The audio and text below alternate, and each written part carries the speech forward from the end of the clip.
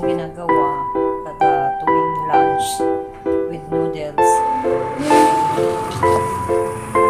Ito ay para sa soup. Lalo na ngayon, malamig ang panahon. Pero kahit noon, gumagawa pa rin ako kahit summer kasi gusto din nila ng soup na healthy. Minsan yung buto ng mga iba't ibang beans, iba't ibang klase ng beans ang ginagawa ko.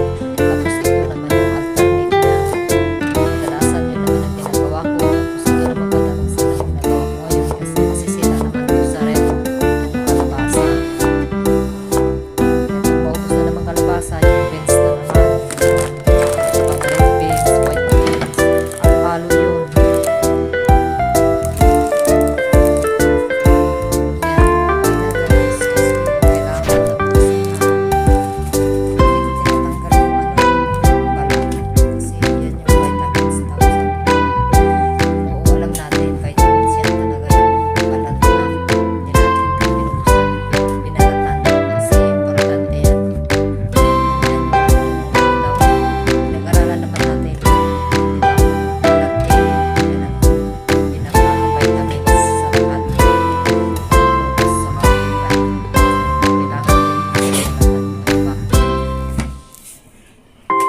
Ayan, ito yung gamit nila guys.